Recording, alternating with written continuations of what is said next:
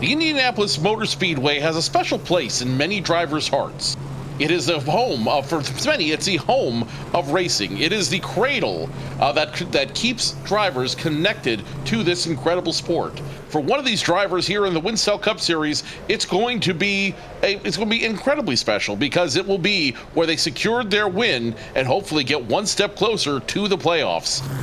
43 drivers will enter. Who's going to walk away as king of the Brickyard? We'll find out in so many laps right here on ABN1. You're watching our live coverage of the Winstel Cup Series right here on ABN. Good evening, ladies and gentlemen. My name is Joe Cortez. Blake Henderson filling in for Carmen, Sienna tonight. And Blake, this should also be an awesome race tonight. The big square O is going to be the place to watch, the place for racing.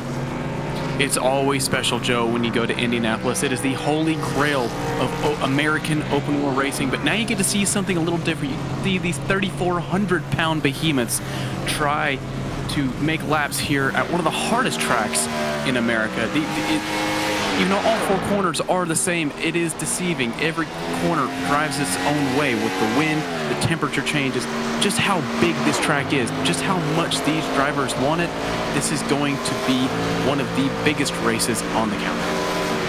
When we last came to you 2 weeks ago at Chicagoland Speedway, Christian Budd made Sweet Home Chicago his home and ended up walking away with first place position. Zach Campbell, Avery Mauricio, Nicholas Doucette, and Dylan Roberts rounded out your top five. As a result of that, Christian Budd ended up back at the top of the point standings as well, putting him in a good lead going into the playoffs in just a handful of races. With the playoffs not being locked in by wins, it's still there's still a lot of open positions, and this race should be definitive in kind of changing and deciding how the playoffs are going to look. You've raced this track before plenty, Blake. You understand the ins and outs of this track.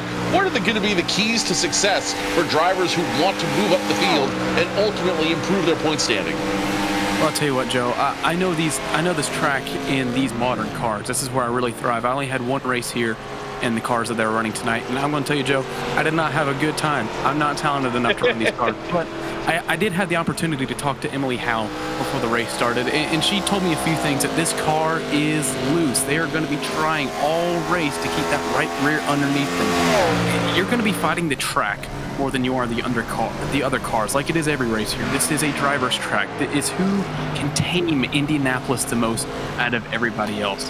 But a very, very loose setting, very unpredictable conditions with the cloud cover. Clouds are supposed to be in and out all day.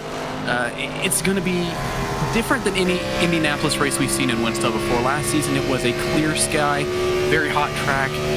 Today a little bit more unpredictable. It's going to be an exciting race to watch as we see Hayden Rapaz go into turn one here. People all over. People are going to prioritize short run speed, long run speed. It's just going to matter if we can get that long run. Long runs are going to be critical to making this race and managing this race, just as well as pit stops are.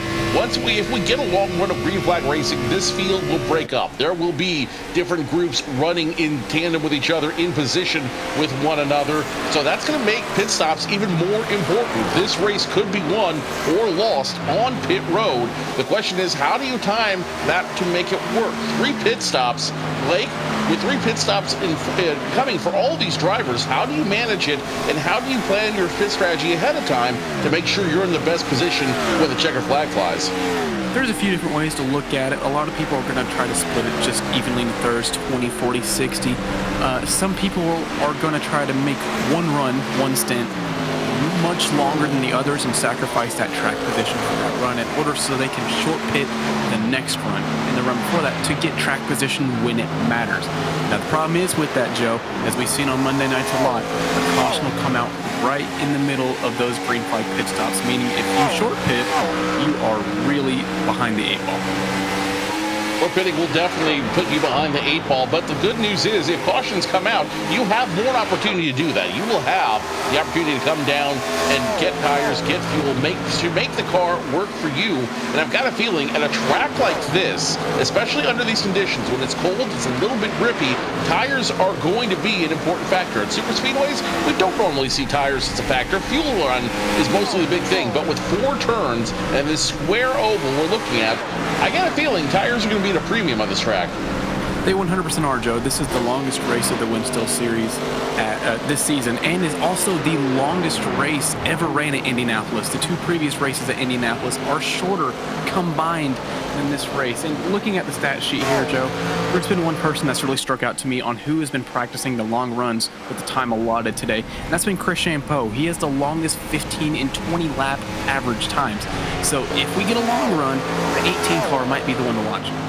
Chris Champeau also needs to have a good run for other reasons. He's currently sitting 12th in the standings, which puts him right on the cutoff line for the playoffs. He's ahead of Jonathan Hernandez, who picked up position last week, the 13th. He's ahead of him by only 19 points. So this race, if you're Brendan McGee, Mike Rasmus, and Chris Champeau, this race could be critically important to you, as this has to be a good run for you. Otherwise, you have Jonathan Hernandez, Evan Locke, Chrissy Ryan, all in striking distance of getting into the Winstel Cup playoffs in just a few races.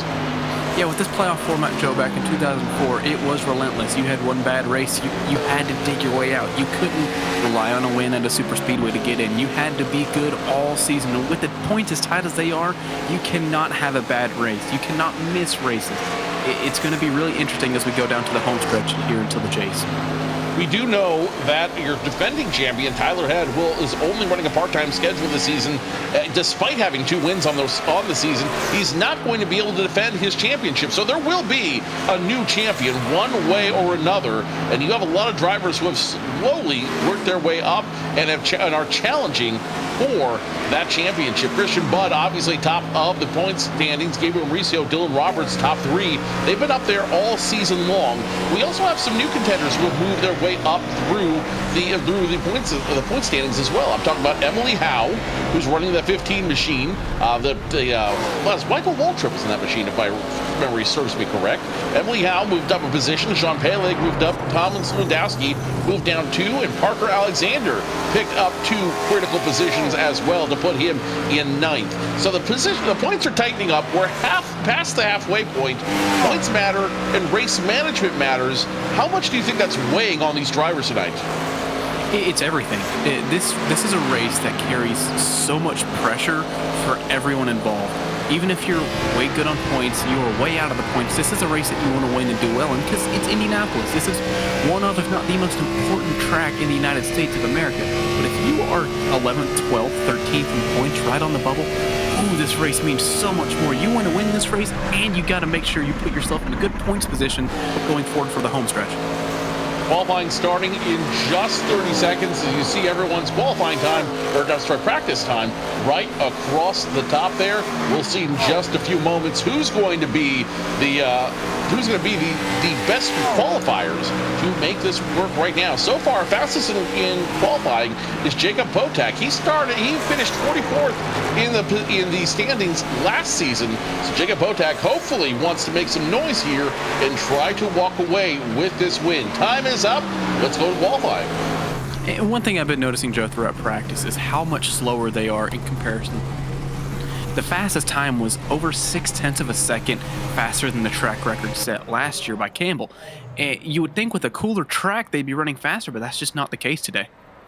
Not the case, and I've got a feeling that the weather conditions are playing into that as well. The weather being the air is heavier, the track is grippier, and the setup is really, really loose. So that creates a very interesting combination for these drivers, a very tedious balance. Think of it as sitting in a 3-legged stool. You lean one way, you lean the other way, you lean wrong, and ultimately you could be punished just for doing what you normally do best. Emily Howe now coming off the track in her number 15 Napa Chevrolet, currently sitting 4th in points. Let's follow along, and she takes her 1 qualifying lap around the Brickyard. Yeah, she's been really strong this season. Now she's strong in pretty much any car she puts you in, or she's in. And that Michael Waltrip paint scheme, looking great today. Hoping that she can manhandle this car to a good run here, as this 3,400-pound stock car has 725 horsepower, and it does not want to turn. That's the biggest difference between this and an open wheel car. It does not want to run this track. It doesn't want to turn left. It doesn't want to do what you want it to do. It wants to do whatever it wants to do. And today, it wants to spin out. So that's what they're preventing their car from doing. These Gen 4 cars were fast, they were heavy, but unfortunately they did not, you're right, they did not want to turn. They were built for the big banked ovals. They were not built for the intricacies that come with Indianapolis Motor Speedway. Big 2.5-mile oval with very flat turns throughout and short shoots between 1 and 2 and 3 and 4. Emily Howe now coming off turn number 2, managing that car very well going into the backstretch. Yeah, only 9.2 degrees of banking here in Indianapolis. You would think that's a lot, but I can tell you, when you're going 200 miles an hour barreling in the corner, having to slow down about 50 miles an hour, that 9.2 degrees of banking does not feel very much at all. It does. I can say from experience, it does feel very, very flat, and those short shoots do not feel as long as they truly are. Now into turn number 4, Emily Howe has one more corner to conquer before she goes down that long straightaway heading towards the bricks. Emily Howe will turn in a time of, as she hits the bricks now, she will turn in a time of, I don't think we have the official time yet. Yeah, I noticed she had a little wiggle out of 3. And even if she does put down a time, that might have cost her a few tenths on the scoreboard, but I am not seeing her put down with the time, so she might have had her lap invalidated with that little wiggle. It's entirely possible. Now let's go along with the number 5 machine. That belongs to Parker Alexander, 10th in points. Another driver who has to have a good run tonight. Emily Howe turning in a time of 51.852, provisionally puts her on the pole tonight. Nick Doucette second, Potak third, Christian Budd, your points leader in 4th, and Sean Peleg is rounding out the top 5. But hopefully, Parker Alexander wants to play spoiler. Yeah, and those front 2 are separated by 7 one-thousandths of a second. So the strength of field between everybody is very small. Number 25 also on field, Alex Bates in that 25 machine. I believe he's just finished his qualifying run as he's going to go down pit road. Not sure exactly where the 25 finished, but we'll go ahead and go back to the 5 here in just a moment to figure out where the number 5 is going to finish, Parker Alexander. Whatever that 25 is doing, it is smart. That anyone who drives a 25 is obviously the best in the field and any given series that they're in. I think I know somebody who runs the 25 in another series. Good human being. Questionable finishes, but good human being. You know, I know a guy named Joe in another series that's questionable, commentating skills, but, he's a good human being. That guy has questionable everything. Let's not pretend otherwise.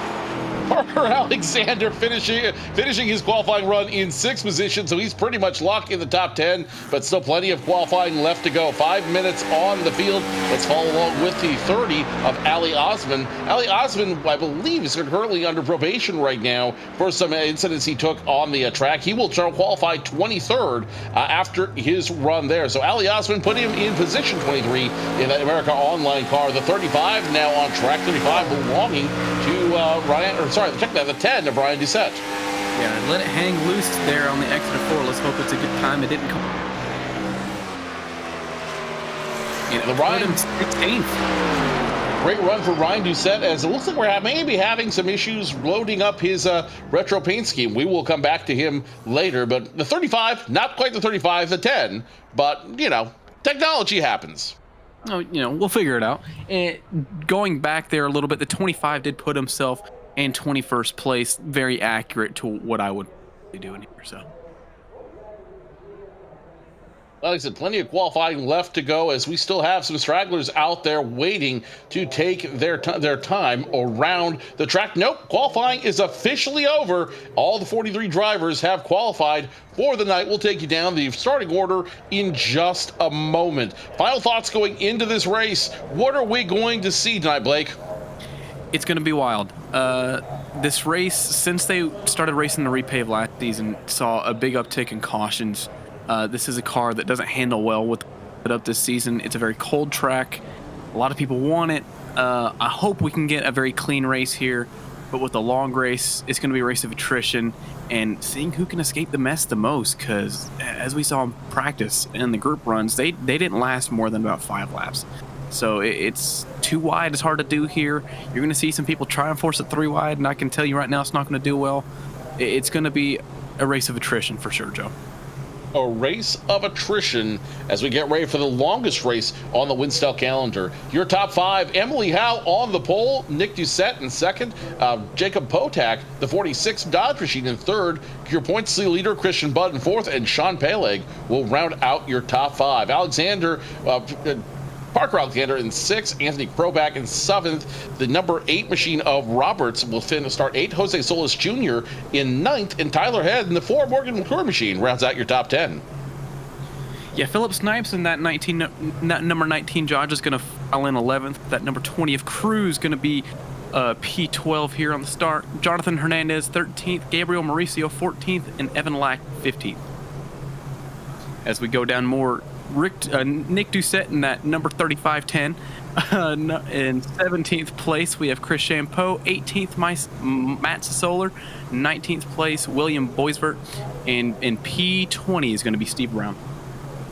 In the back half of the field, the 25, Alex Bates will start 22nd. Corey Cook in 22nd. Mo Perry, 23rd. Ali Osmond, 24th. And the 33 of Tyler Murray starts 25th. Going towards even further back, the 23 of Rory Collins in 26th. The 97 that's Reeves starting in the place of Michael O'Brien in 27th. The 02 of the 02 machine of Powell will start 28th. Brendan McGee will start 29th. And rounding out their top 30 is going to be the 32 of Matt Taylor.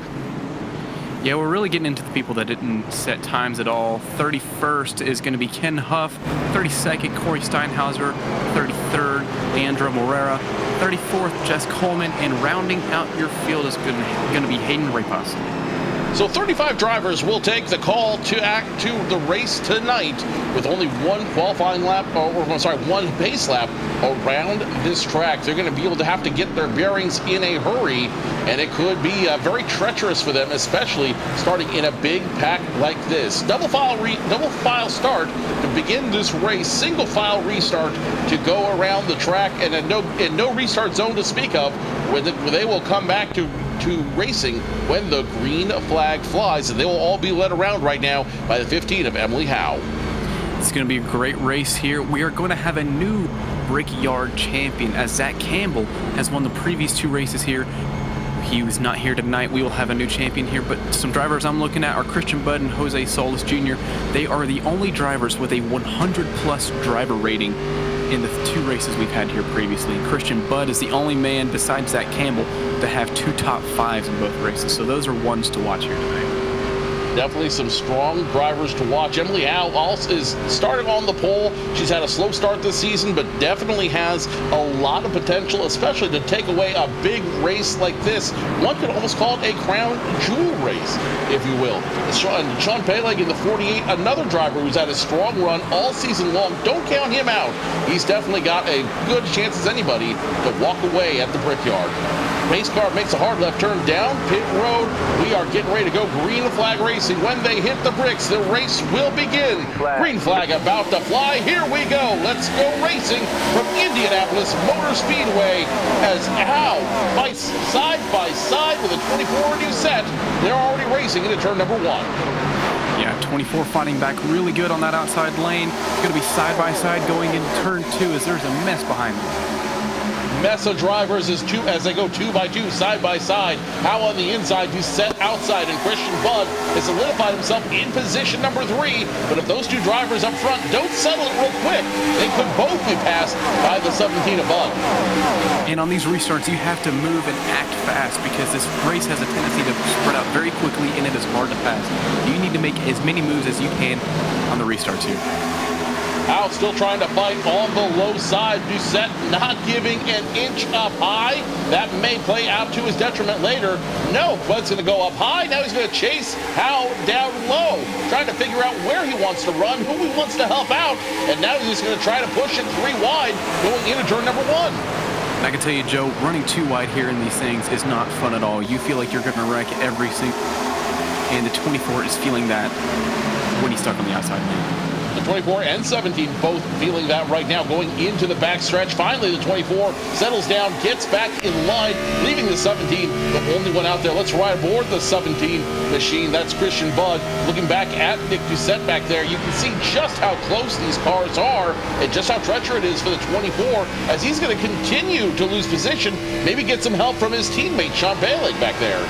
What's really difficult about being in this position is on the straightaways you have so much more of an advantage than the inside because you draft, but you lose everything once you get into the corner because the outside line here is very difficult to run in. It's almost like being at Martinsville on the outside.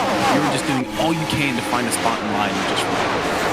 A driver we have not talked about a whole lot this season, but is holding himself very well, is Jacob Potak, currently sitting position number 3, possibly doing the smartest move out here, not trying to rock that apple cart, just doing what he can to stay in line and pace himself.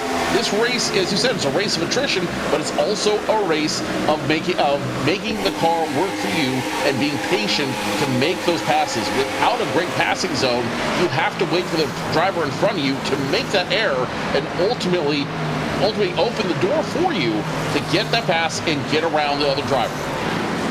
Yeah, you got to do everything you can here. As we see a nice battle here in the back with 97 and the 30. Once you're stuck back here, it's very frustrating because at a harder track pass like this, you feel like you have to make all the moves possible to get that track position because it is so hard to pass here. But when you're under green, there's not much you can do, and it's just frustrating. 31 of Ken Huff still trying to maintain position, trying to keep Ali Osman away from that position right now. Side by side, they will continue to run from the short chute into turn number 2. The 30 gets the better of that battle, so score the 31 position up as the rest of the field now starting to settle down. Only one driver now on the low side, and I believe that is the 33. No, check that, the 91. Yeah, the 91's fighting on the inside of the 20. They've been battling for a few laps now. The 20 was with that 18 Interstate Batteries car there a lap ago, just showing you how much time you lose when you're stuck on that high side.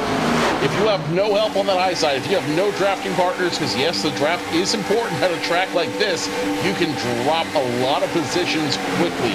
The best place to be in the turns is low, but the best place to be on the straightaways is wherever you have friends to help you move that car forward, as now the 91 is holding up. Going to be 3 wide. Holding up 3 wide now.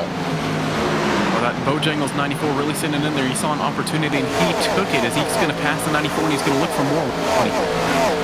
Wants a position, wants to start moving his way up the field, and now he'll get it. He will get the position in front of Matt Sisler, currently running in the 91 machine. He is a Rookie of the Year candidate and could definitely make some noise in that race by picking up some big points in this race. When you're a rookie in this series, Joe, and this is when you're a rookie in any series, you just want to make all the laps you can, finish every single race, get the experience you can, and that will help you get better more than anything else will. The 91 of Sisler telling us earlier his lap wasn't great. He felt like he was coming loose off turns 2 and 4, which could be indicative of all the drivers out here, and we could see a lot of drama surrounding those 2 turns. Meanwhile, up front, no big changes. Emily Howe continues to lead, Christian Budd in second, and Jacob Potak rounding out your top 3. Yeah, they're deceptively close right now, Joe. They are right on top of each other. It looks like they could make a move at any moment. But you know, if you make the wrong move at the wrong place, you're going to lose all those positions in this front pack, and you might lose even more. And look for those moves to be made in turns 2 and 4. We know those are the corners where the wiggles are happening right now. And I've got to believe it's a combination of factors. It's the cold track, it's the air coming off the spoiler back there, and it's just how powerful these cars are. You get a tire spin coming off one of those turns, it could send you in a death spiral that could, at best, send you in the back of the field, at worst, cause a chain reaction accident. Well, Indianapolis is a track of momentum, but especially in a car that is ill-handling, momentum means everything. So when you're trying to make these passes, you got to make these passes and plan them about 2 to 3 laps before you make them. Sure, you gotta prioritize on when people make mistakes, but when you're physically trying to pass someone who's just as fast as you have to set it up multiple laps in advance. riding on board with Sean Peleg, and this is a driver who's not looking to do anything crazy right now. He's not looking for that big pass. He's not looking to set it up just yet. He's riding on behind his teammate, the 24 of Nick Doucette, and I think right now everyone's just kind of settling in. They know they've got 80 laps to go. They know they have no stage breaks, so right now it's just a matter of settling in, figuring out what the car is going to do under stress, and figuring out what lane you can run. Didn't mean to cut you off there, Joe. But Emily Howe is now having to fight for the lead. As you can see, that 15 car stuck in the outside line, which is something we haven't seen within the first 8 laps. I don't know if that may be a planned challenge for the lead. That might be a planned position change for Emily Howe, who doesn't necessarily want to run up front, wants to run back in the field, but it is mixing things up as Bud will now take the lead. Now look at the 46 of Jacob Potak under fire, and we're 2 by 2 once again.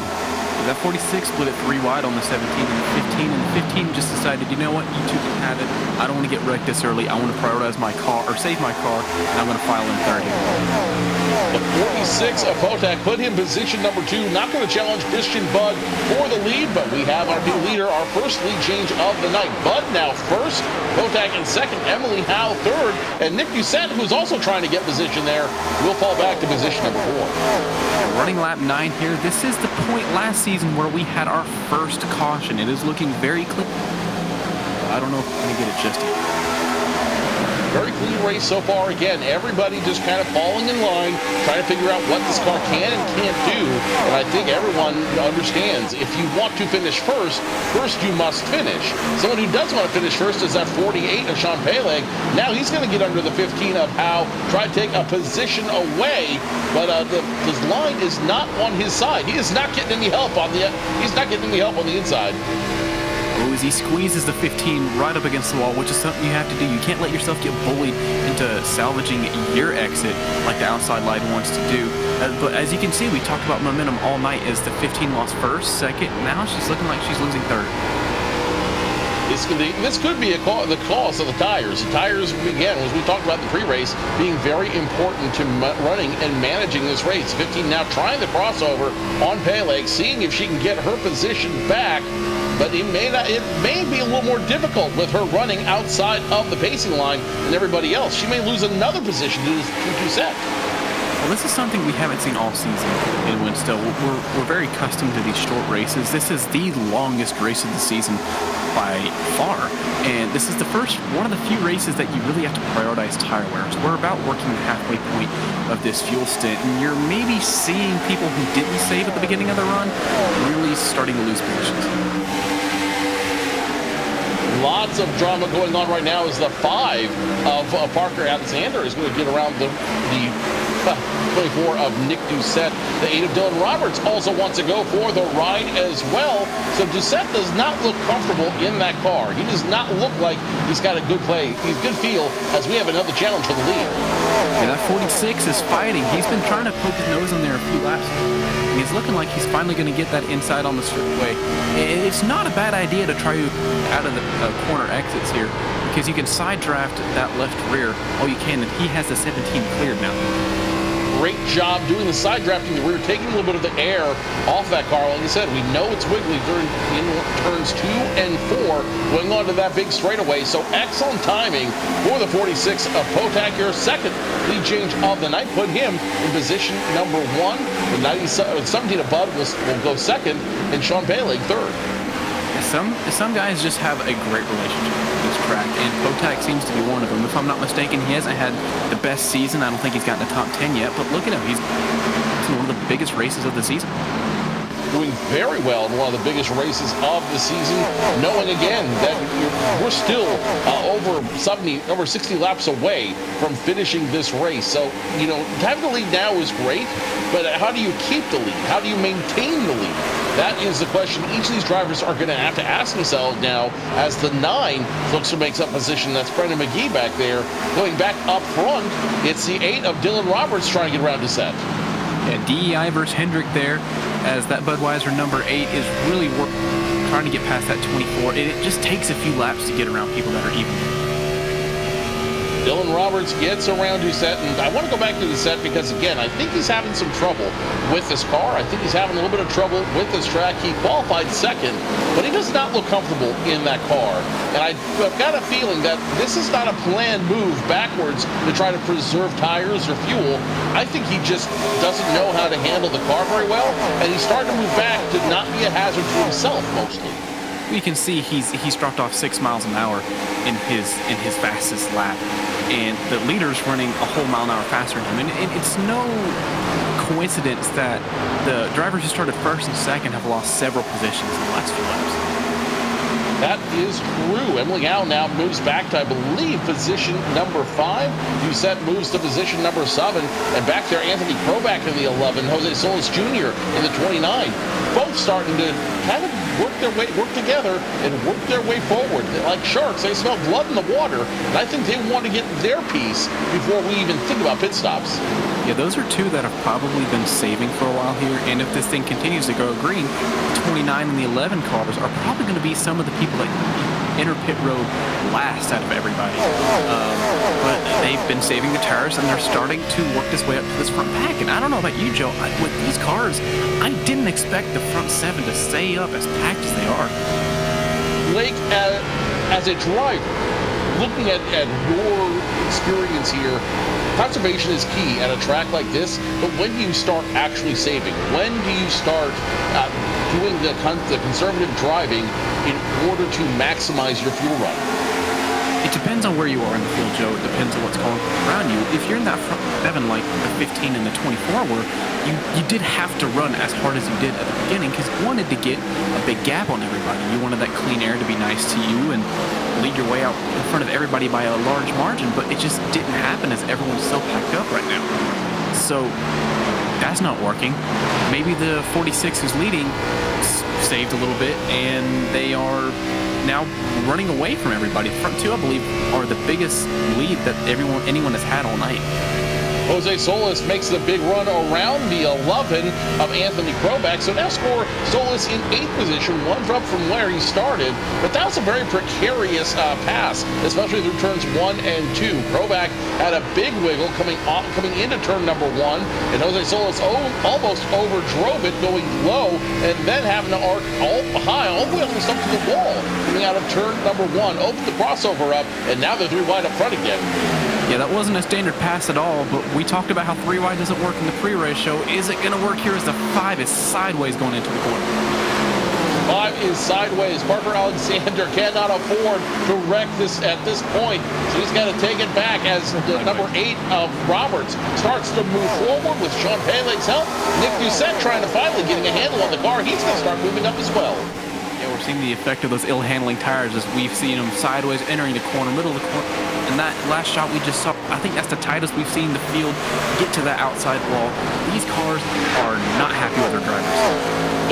Even though the tires are warming up and they're supposed to get a little bit more grip on them, I think the cold track out here, yes, it's a little grippy, but the more they run, the more they put rubber down on it, that grip is going to give way to ice almost, and that's going to make this track a whole lot more difficult to face. Yeah, and you think with this newer pavement that they're running on, the tire wear wouldn't be as bad, but with these cars, they have a tendency to spin a lot. Those tires like to spin, they don't like to play nice with you, and people who have been driving their tails off the whole race are now feeling the effects of that. So now score the 8 of Dylan Roberts in position number 3, the 48 of Pele 4th. Nick Doucette finally getting a handle on that car, will be in 5th. Emily Howe 6th. And I believe the 5 Parker Alexander is 7th. Alexander is one I'm watching because of where he's at in the standings. He cannot afford to have a wreck. He cannot afford to have something bad happen in that 5 tonight. He's got to have a good run if he wants to stay in position to claim a playoff spot. Yeah, that 5 car has just been wicked the last few laps, and like you said, he doesn't want to wreck it. He has to keep it clean. He has a top 10 spot. He wants to keep it. So I wouldn't be surprised if that number 5 car is going to be one of the first ones to drop down into pit road. possibly, as you see him there fighting against the 11 of Kroback. And now, look, don't look now, but there's the 4 of Tyler Head. He started mid-pack and has slowly brought the featherweight trailers machine all the way up to the top 10. Gabriel Mauricio up there as well. So drivers that were starting in the back or starting mid-pack slowly starting to work together and start building some momentum to move up. Yeah, you saw in that onboard shot with the 5 how just not out of control that 5 car is right now, and how much better that 11 car is turning through, which makes me think that 11 car has been saving. The 11 car has absolutely been saving. The 5, not sure exactly where he wants to run. All he knows is he could be trained down low. As we have our first taker to pit road, Jose Solis locks him up at the commitment cone. Is he going to make speed? He might have made speed, but even if he did, that is going to sacrifice a lot of time that you don't want to sacrifice here, and it's going to really skid your tires, so it's going to be harder to slide into your pit box that way. Well, Jose Solis and I believe Ryan Doucette both came down pit road that time by. They will be our first takers on lap 19. Is this they'll put them on a different pit strategy, and I don't know if it's a good thing or not. This is what this race is going to be. You got to try something, and they felt like they were being. So they tried something different. And that short pit is going to get them a lot of track position once everyone files through. But they just got to pray no caution comes out. Now, I just got to say, the 17 and the 46 are waxing the field right now. They are 3 seconds ahead of everybody else, as we still have not seen anyone get to this big of a lead yet. And the leader is somebody who hasn't finished higher than 39th this season. This is absolutely crazy what we're seeing.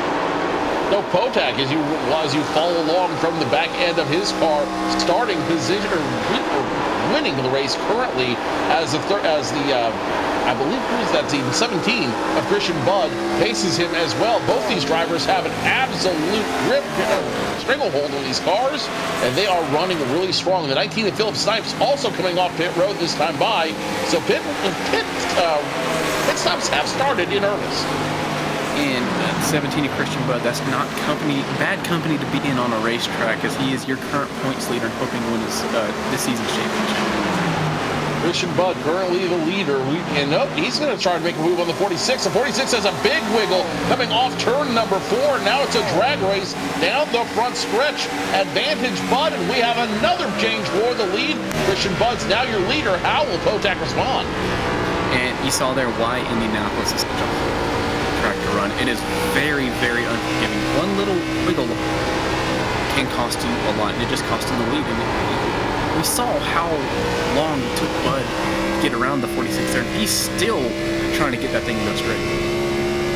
So a big wiggle as you see it. Let's just stay in, if we can, let's stay inside here and let's watch his steering wheel as he goes into turns 3 and 4 just to see how difficult it is. You see him kind of sawing on it back and forth, trying to get the car to go the way he wants it to. Big wiggle coming off of the short of the 3 into the short chute. Now into turn number 4. Is he going to have that same problem? Yes, he is. These tires are starting to wear out just a little bit, and you see those back ends getting a little sideways coming out of the turns. And this is heavy, fast cars at a track that they don't want to be at. And this track has been like a cheese grater to these tires. I mean, staying out 22 laps, this is around the end of your fuel run here. This is the worst it's going to get. The 19 looking to get back on the lead lap can do so if he can get around the 17 of Christian Budd. We'll see exactly how that happens, and if he's able to make that happen, I think it will only happen when Budd feels like making it happen and it comes down pit road. Fuel window, he still should be good, but the question is, when are those tires going to give out on him as you see him getting sideways onto the short chute? One thing that's helping Bud a lot right now is that he has the clean air. This car really, really loves being in clean air. As we see the 17 and the 46 elect to come down pit road. It looks like we have more takers down pit road as well. This could be the first major wholesale stop we see. Yep, the 15, the 8, the 24, all coming down to the attention of their crews as a couple drivers are coming off pit road as well. The 5 of Alexander also coming down pit road. A lot of your big players tonight coming into pit road. You gotta make sure don't speed and don't go through your box. That is what costs you a lot of position and can cost you the lead here. Right now, the 0-2 being scored as your leader, question mark? That is Jason Powell in the 0-2 machine. He will be scored as your leader as everyone else came down pit road. The leader has not pit yet, but get some TV time. This is a good spot, and you save some tires. And we said at the beginning of the show that staying out now is going to cost you, but then you can have a short pit later that's going to get you a lot of positions. And if a caution comes out now, Jason's in a perfect spot. Something else to consider is back under the 2004 rules, if we are using the 2004 rule book, he'll get 5 points for leading a lap. So it may not seem like much, but 5 points is 5 points as he now comes down pit road. That gives the lead to the 32 of Matt Taylor, who will also get those 5 points. Every single point matters. Even with a point system like this where people are getting a lot of points a race, these little 5 points that y'all are seeing that may not matter to you, matters to these drivers. Every single point matters. Even this little 5 points on staying out for the lead is going to matter a lot. And plus, you get the lead laps at Indianapolis. That's objectively really cool to do, and you get some TV time. The World Center of Racing, Indianapolis Motor Speedway, the venue for our race, as we are over a third of the way done here. Currently scoring lap 24 of 80. Taylor currently your leader, but again, he's got to come down pit road. Jose Solis, I believe, also has to come. No, I'm sorry, Jose Solis pit earlier. So when this cycles through, we'll have gone through all of our pit stops, and Jose Solis Jr. will be your leader. And I'm curious how long this 32 could stay out, because 25 laps is the longest we've heard anyone be able to stay out here in Indianapolis. So I would assume he comes in time, but if he can make it past 25, that might change some fuel strategies. That certainly could change some fuel strategies and give him the opportunity to short pit for his third and final stop later this race. What I'm still amazed at is this race is going clean for 25 laps. It shows the skills of these drivers as they're dealing with a loose car, they're dealing with a difficult track, but it's a testament to the skill of these drivers that they're able to take this heavy, powerful car and keep running clean for 25 laps. And this is something we have not seen Winstel do at Indianapolis. This is the longest green flag run we've ever had at this track. So it's really a testament to how good this field is doing right now. The field doing excellent as the 32 continues to lead. Is he going to come down pit road this time? No signal, no hand out the window, so Taylor will continue to lead. I don't think he came down pit road yet. I believe he's staying out. If not, this has been a great run for him. Yeah, and being able to stretch your fuel this far is a testament to... He's got to be saving fuel. I would imagine in the earlier portions of the run, he was letting the draft do the acceleration for him, and he's been able to stretch this 26 laps. 26 laps and maybe a few more as Jose Solis Jr. starts to get into the picture. This time by, he's only 5.8 seconds away from the 32 of Taylor. They're in striking distance of one another. It's just a matter of can he catch Taylor sooner rather than later. He's dropped off about 5 miles per hour from his top speed, so you know he's conserving. He's saving his tires, he's saving his fuel out there, trying to pick up as many lead laps as he can. Here he comes down pit road this time by. He's done it. He's had those 26 laps, locks him up, going to the commitment cone, and Jose Solis Jr. this time around will be your leader. And like we talked about in the pre-race show, Solis is been lights out fast the 2 previous races here in Indianapolis. He just hasn't been able to get it done with how good Zach Campbell's been.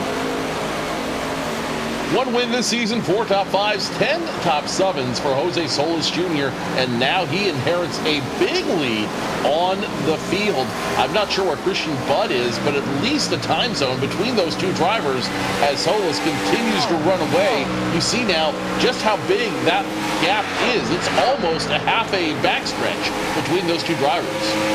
And that's what short pitting does for you. Now, the problem is Solis is now on older tires than pretty much the entire field, so his gap is going to continually increase, especially as the run gets deeper. And more than likely, at some point, he's going to have to make that long run like we just saw the 32 do. So this looks good right now, but we have bated breath to see how this goes for the next portion of the race. So the 29 will get around the 89 this time by. You can score Hayden Repas at least one lap down, maybe two, further back in the field. You see the 8 there of Dylan Roberts fighting with Jacob Potak for position number 3. Those two drivers in battle as the 46 makes the dive under the 8. Side by side they go, and the advantage right now goes to the 46 as the 8 is forced up the track. Yeah, the 46 really has to stay disciplined here. You have to go with the same strategy that got you the save some tire now. Don't focus too much on that track position and drive. Just keep calm, composed. The hardest thing to do as a stock car driver is stay disciplined and not wearing out your tires. You cannot get tilted, when these things happen. It's not a linear...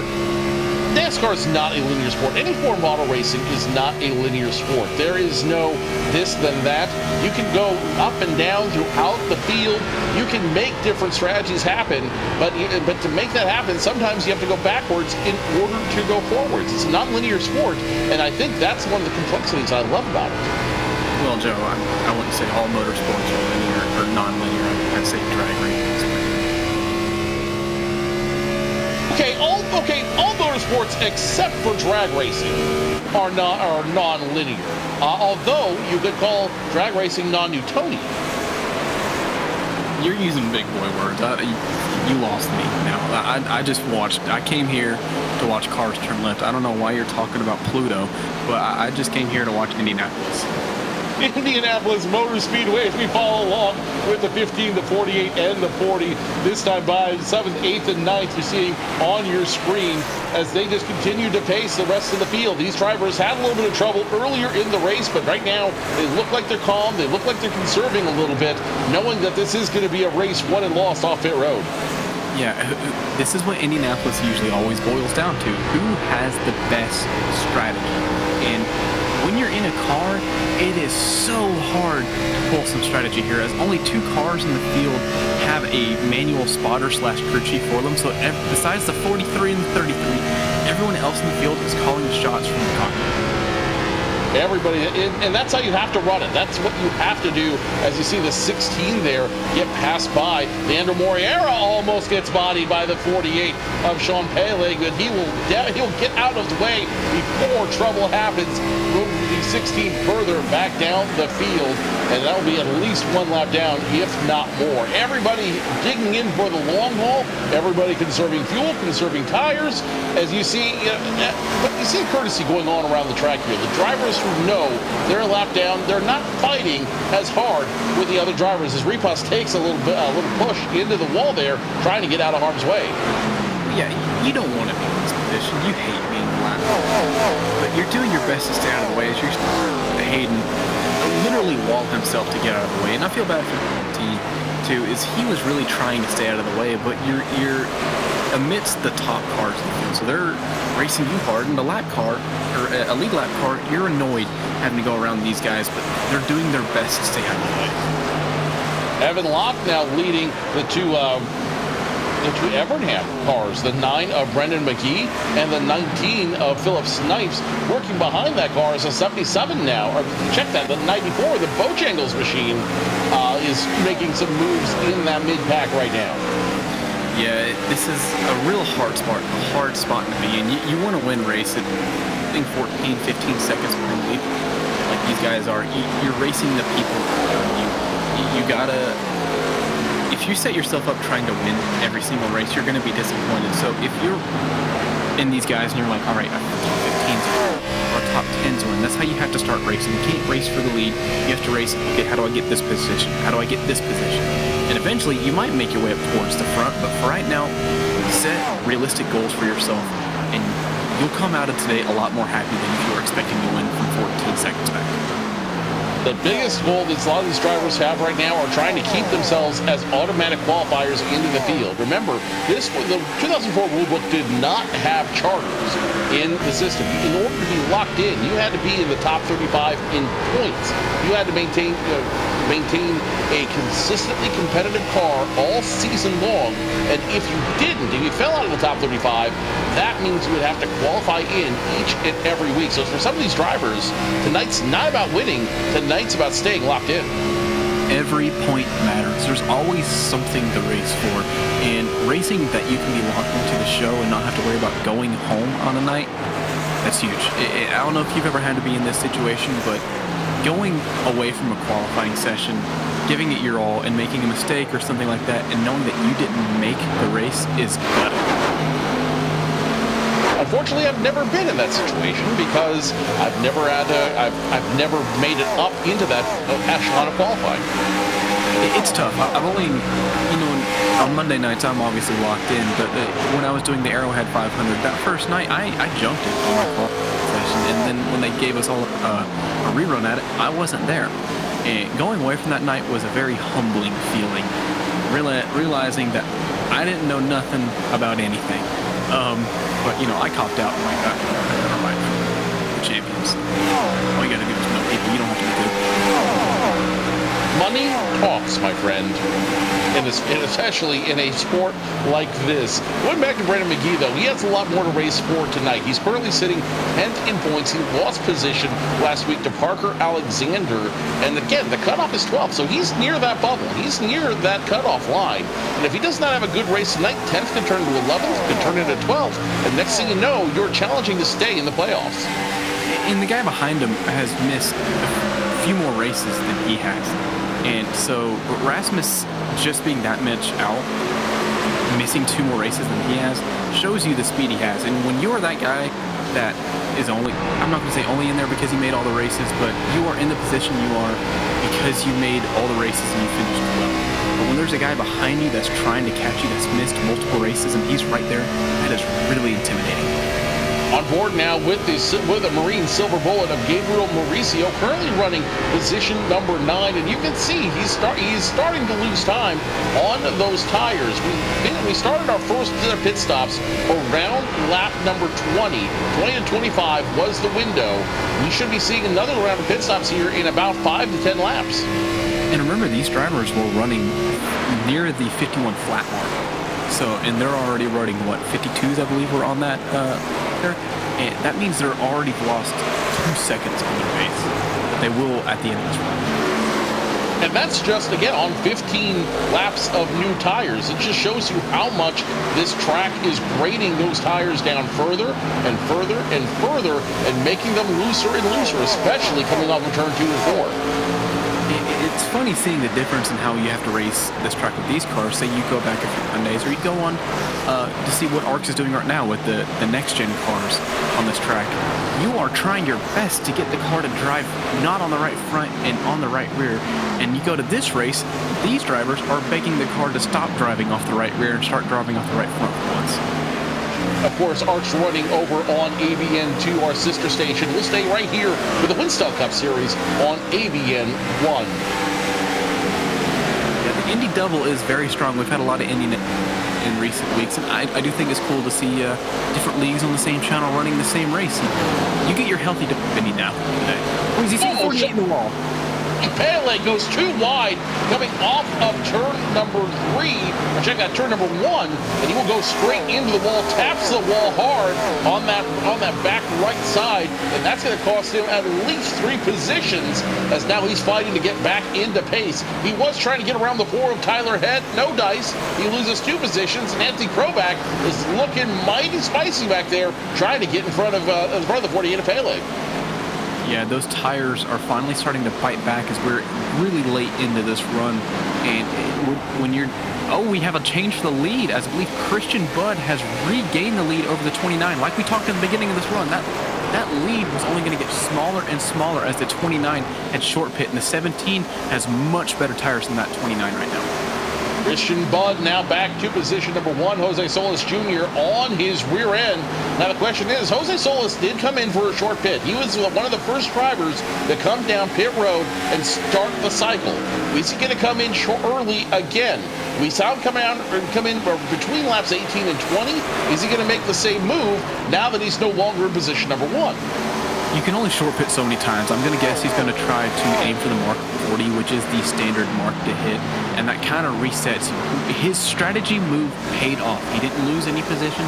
He gained a lot. He was in the lead for a lot of it, and now towards the end of this run, he's only running second. That's not too shabby when he's running ninth going into this pit stop. So whatever he's done right now has won. He can just right now focus on babying his car, not losing any more positions, and he can get down pit road just like the rest of the field is. And give a shout to that Dodge, number 47 Dodge machine of Jacob Potak. He was not gone anywhere from his starting position. He was up there in the top 5. He remains in the top 5, leading right now the 8 of Dylan Roberts and company. Nick Doucette now also in that mix as well, as you start seeing the leaders starting to group up with one another and slowly starting to get back into line. Yeah, that 46 is, just based off of looks, is probably the best car on the long run. He was way back there with those cars you see just behind him, and he's made his way back up to the lead. As the 29 comes down pit road, I believe he's going to be the first one in. Jose Solis brings it in on lap 39. Will be scoring lap 40 by the time he crosses the bricks. But we have our first pit stop once again, and it'll be Solis Jr. leading everybody down pit road. He came in first last time around. He's going to do the same strategy, and I think he's going to perfectly bisect or trisect this race at 20, 40, and then potentially 60.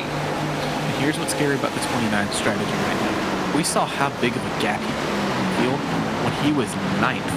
Now he's coming in second. He's going to have a huge gap on the 17 unless the 17 answers with a pit stop right here. Still no caution flags, completely clean race on the field, so all it takes is one caution flag to mess up some of these strategies, but I've got a feeling we're going to see more drivers in the next couple laps here. Let's follow along with the 17 of Christian Budd. Is he going to come down pit road? No, he's going to stay out. Or no, check that. He is going to come in. He's also going to take in Jacob Potak. Both those drivers are going to come in, follow the leader, and that gives way to the number 8, Dylan Roberts, your new leader. The 46 and the 17 had to respond there. They saw how much of a gap going there to the last run. You cannot let that happen because they just caught him at the tail end of the run. You cannot take that chance again, as there's only one more pit stop after this. Only one more pit stop. Strategy is going to be critical as Dylan Roberts now leads Nick Doucette going into the backstretch and coming around at turns 3 and 4. Who is going to be the next driver to throw their hand out the window and try and go for service from their crews? Dylan Roberts is going to be forced to make a quick decision here because he's got to figure out, does he want to go into everybody else? Does he want to stay on pace with them? Or does he want to run a little bit longer and see if he can stretch out the car? I think he's coming in this time by. Yes, he is, and he will go in alone. Yeah, it doesn't surprise me there as the 8 was sideways and he was sideways. So you're seeing a lot of people responding to each other. And as this run goes on, the people who stay out late this run are in a dangerous, they are the dangerous cars for the last run because then they can have the freshest tires for the last 2 runs because they can shorten it. Nick Doucette currently in the lead, as you saw Tyler Head, and I believe that was Tyler Head come in along with a couple of other cars as well. So Nick Doucette now your leader, Emily Howe in second. This is shaping up to be a very interesting pit stop. This is shaping up to potentially be the pit stop that sets the tone for the rest of the race. If we run clean, this pit stop could be the one that determines where you finish. Absolutely, and Doucette with this series rooted in its looking did in 2000 and win the races, he's going to come down pit road. He's going to come down pit road. Emily Howe will come down pit road this time by, and we have a couple more takers behind him. That's going to be 11 of Kroback, who slots him up, trying to make speed, and the 48 of Sean Peleg, who had a little bit of damage on the right side of his car. He's going to come down pit road as well. So more drivers coming down to the attention of their crews, all of them doing the same thing. 4 tires and a full tank of virtual Sunoco racing fuel as the lead changes once more. Yeah, the 11 really struggled to get down pit road there as we are green flag pit stops in this. I'm not trying to give the commentators curse, but it's looking like we might be able to go green this whole race. And I can tell you, as a driver in the car, you are assuming this race is going green. As you are now 2 sets of green flag pit stops down. It's not too much of a stretch saying you can go the rest of the race green. Brandon McGee currently scored as your leader, so he may stay out one more time to take those 5 points and keep himself in the mix for the playoffs here coming soon. So we'll see what Brandon McGee does this time by. Is he going to come down pit road, or is he going to try to stay out and keep those points? He is going to come down pit road this time by. Chris Champeau, the 18, also coming down as well. So I believe that changes the lead to that Bojangles machine. And that Bojangles machine, my favorite fast food place, is now thankfully taking the lead to get its screen time at rightful times. What's your order of Bojangles? I got to know. Cajun filet biscuit with cheese and a sausage. Because they are breakfast all day, and that is God's way of running a restaurant. Okay, everyone knows the only true order is a Bo box, half tenders, half fried chicken with a half gallon of Southern sweet tea. Everyone knows that's the order. Joe, if you're basic, just say that. I'm sorry, I tried to think outside the box and do something fun. You just had to do the standard because you're a fuck. No, I just happen to like the box. Oh, is that all? You just like playing with the box? You don't like it? The 94 comes down pit road this time by, so that will take away the lead there. The leader now goes to the 20 machine of Brandon Cruz. One of the sponsors of this series is with his daily fantasy sports picks. Brandon Cruz will head across the start-finish line before the 94 came in, so he's already got his 5 bonus points in that number 20 Home Depot Joe Gibbs racing machine. Let's see how long he decides to stay out. And Cruz is not a bad pick for this race, as the 20 car was the winner last season at Indianapolis. At Indianapolis. If you want to get your mic check, on my side, you're breaking up just a little bit, so we'll have to wiggle the wires there and check for some technical gremlins out there. As Brandon Cruz continues to run around this track into turns 4, he goes. Will he come down this time? It would make logical sense for him to do so. There's no point in continuing to run up front if you've already got your points. He will come down this time by. So Brandon Cruz picks up his 5 points for leading a lap, and now he's back down on the way to pit road. Yeah, and the end of this green flag cycle is near as point come down. So Jose Solis Jr. once again back in the lead. We've cycled through pit stops for the second time. One more ahead of us out here. Jose Solis Jr. has a big lead on the rest of the field, being the first one to come down pit road. But he does have some contenders right behind him. He's got Potek back there. He's got Christian Budd back there. And now the Hendricks drivers, 48 of Sean Paling, the 5 of Parker Alexander, teaming up with Anthony Krobach back there to see what they can do to start running their way up towards the top 5. Yeah, and when you're just out of this green flag pit stop, you are trying to get past these cars as fast as possible because you want that clean air so you can start tracking down the guy in front of you.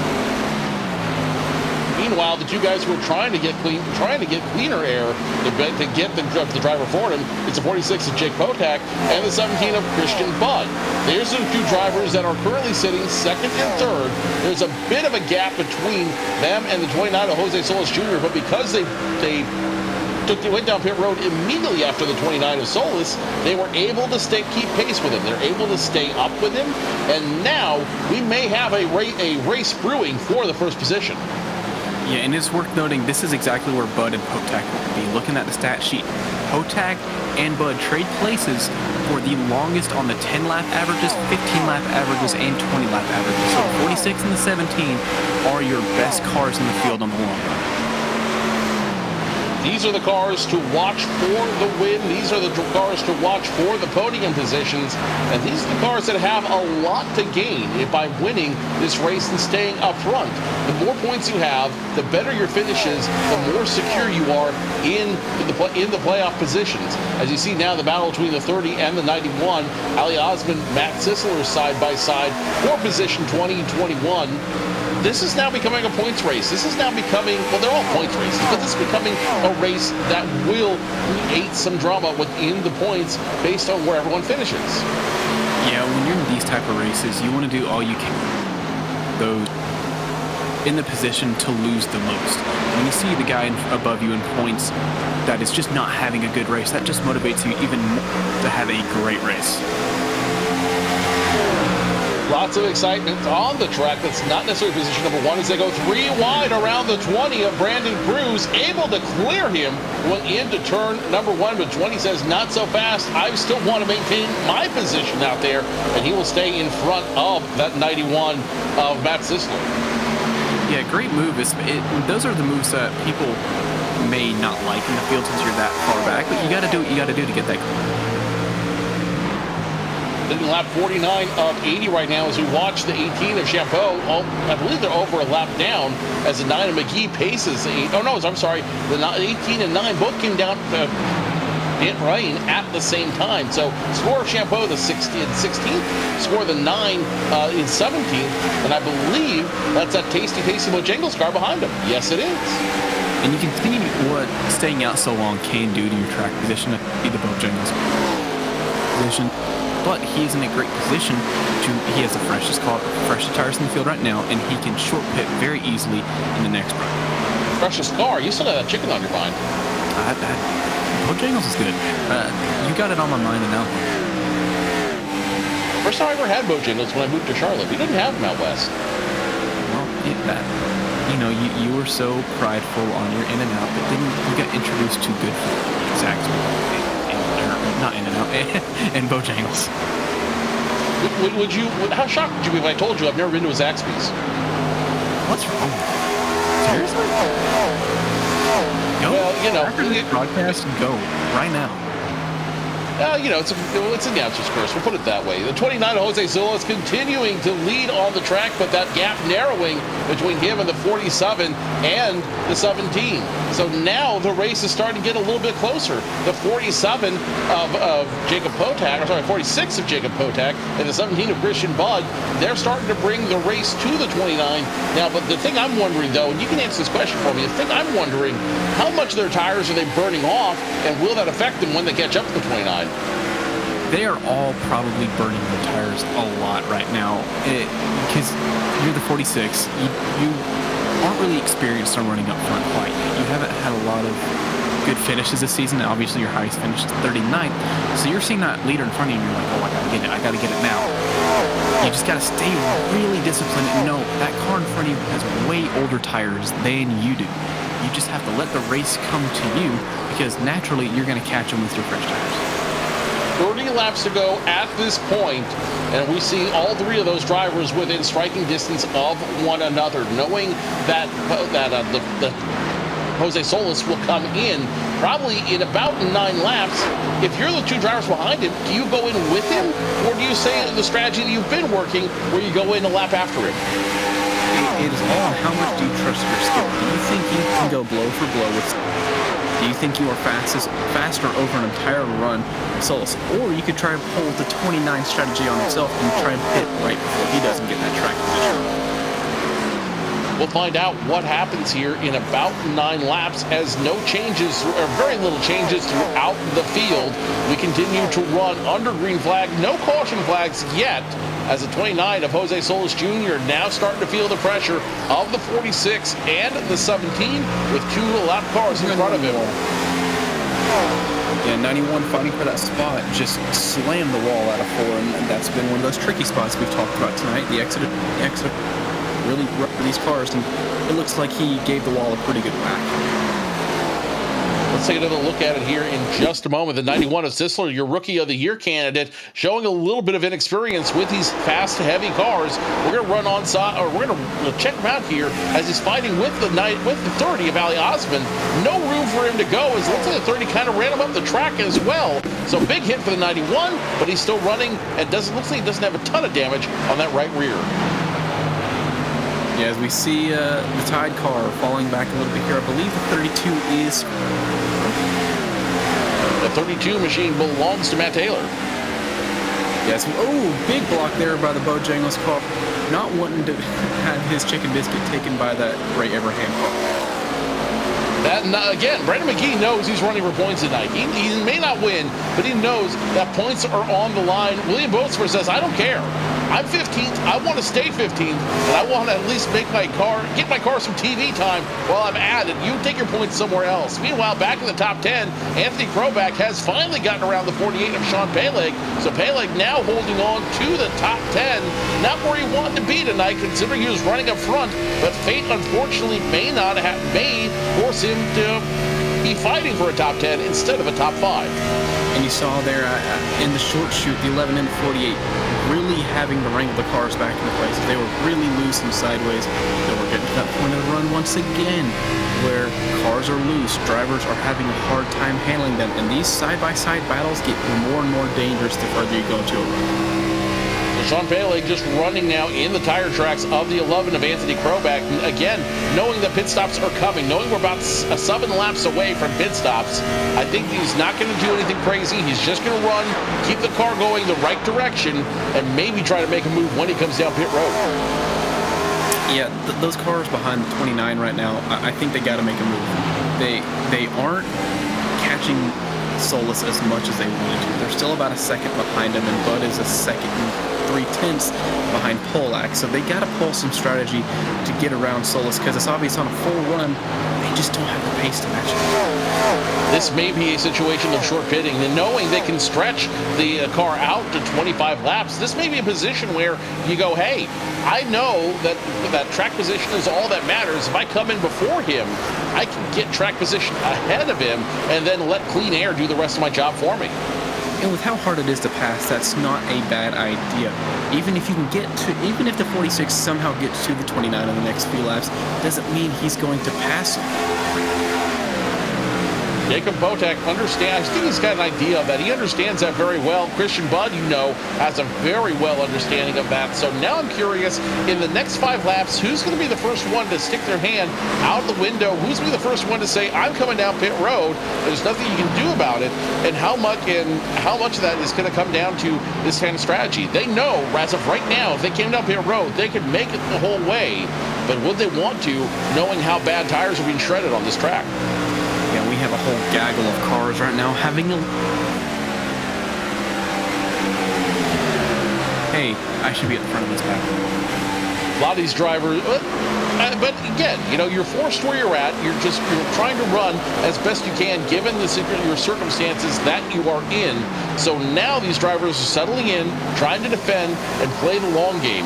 Jose Solis Jr. now stuck in a little bit of traffic there, but in front of some cars barely hanging on to the lead lap, making some cars who are already a lap down. So I think Solis Jr. is kind of using those cars as a buffer for him. He's using them as a fortress, keeping everybody away from him while maintaining first place position. Well, he hasn't really been able to pass that green and white machine.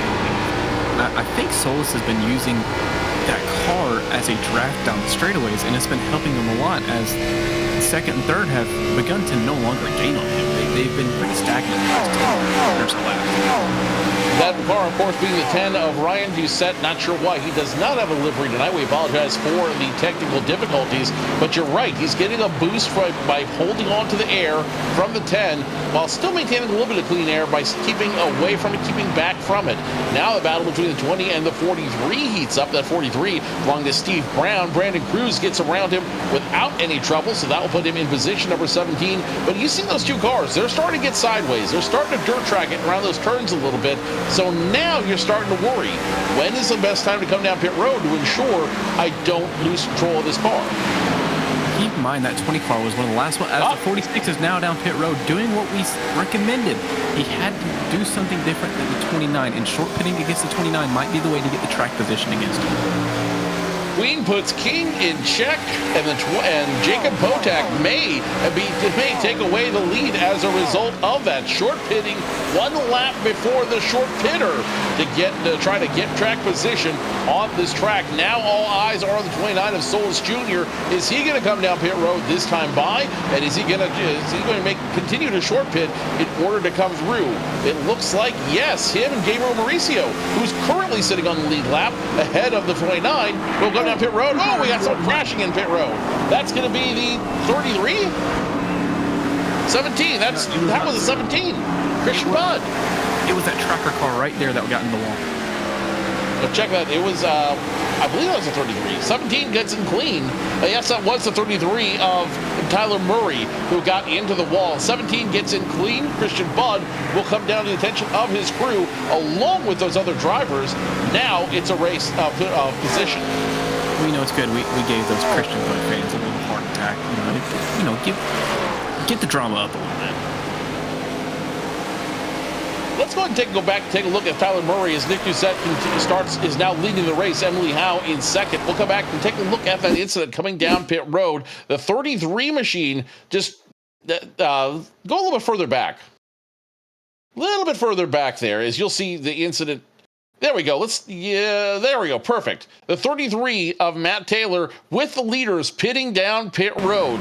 You see him just get a little too aggressive. The car hits the brakes, I think, a little too hard, and the car just goes hard left on him. He goes into the wall, and that could have spelled calamity for a lot of drivers. Nick Doucette now on pit road. And it wouldn't surprise me to add insult to injury if he might have gotten a speeding penalty there. He was really struggling. It looked like he... As the number 14 of Emily Howe is in the lead, which, let's give Emily her flowers. She has been the fastest short-run car throughout this race. From the first lap to about the 7th to 8th lap of the run, she has by far been the fastest in the field. Very fast driver, started on pole position, but just got a little bit quagmired at the beginning inside traffic and has struggled along every sense of the way. But Emily Howe, sitting right now fourth in point standings, I've got a feeling that she will maintain at least that, if not pick up a position as a result of a strong finish tonight. Electing not to come down pit road this time by, she maybe try to go as long as she can out there, knowing that she can't win the race, but she can at least pick up as many points in position as possible. Going back to what will eventually be the fight for the lead, the 29 did get ahead of the 46 of Jacob Potak, as it looked like the 46 just got caught in some lap traffic, and 29 is now scooting away with the eventual race lead. So the 29 of Jose Solis Jr., you're seeing experience starting to play into his hand here as a 29 is now around the 40 of Gabriel Mauricio, which I believe puts him one lap down. We'll have to go back and see the ticker if that's official or not. But the 29, big trouble. It looks like he's going to keep it straight. No caution on the track, just a heartbreaker for that car. I believe that was the 22 of Justin Howe. Did not race in 2023. Coming back to the track for this year. Not exactly sure what caused it. We will come back to that incident in just a moment as we follow along. Jose Solis Jr. again avoiding danger and just staying out of trouble. That's like 90% of the race here. 22 of Jess Coleman was the one that hit the wall and has decided to take it to the garage. I believe their race is done. So their race is done for the night after that tragic incident. The 15 of Emily Howe now coming off pit road. 4 tires and a full tank of fuel for her. That puts Chris Champeau back in the lead. Yeah, 18 Interstate Batteries machine trying to charge his way up and just lead some laps here, hoping for a caution, which will keep him out front. Just always nice to be out front. It doesn't matter the circumstances. Always nice to be in the race. Go back and take a look at the 22 driver's crash. That's Coleman, and let's see exactly what happened here. You see Coleman running low, trying to stay out of the lead car's way. It's a bit before this. I believe they hit the wall on the exit of turn 2. There we go. And a little spin there, and the 46, I believe, may have given a shot to them. I believe you're right. It was the 46 Potak that ended up getting into the 22, so that could have ended poorly for the 46 of Potak. If we can get a shot of the Potak's nose there, I'm curious, did he pick up any damage on his car? These are not very durable machines, as I believe his front end is okay, which surprises me because it seems like just the tiniest amount of contact does not do your car well. if there is any damage on that, gets dangerously close to the wall there as he fights with the 10 of Ryan Doucette. If there's any damage on that front end of that 46, it acts like a umbrella almost, and it forces the air around in a bad way, and that can just turn that car from a sleek bullet into an anchor and force him backwards just from air pressure alone. As we see the race leader 18 pit there, but going back to the 46, you know they are super frustrated having to fight with the lap cars. They're stuck to the outside as every single lap is a 10th off here, a 10th off there, and they're just losing ground to the 29 of Solus.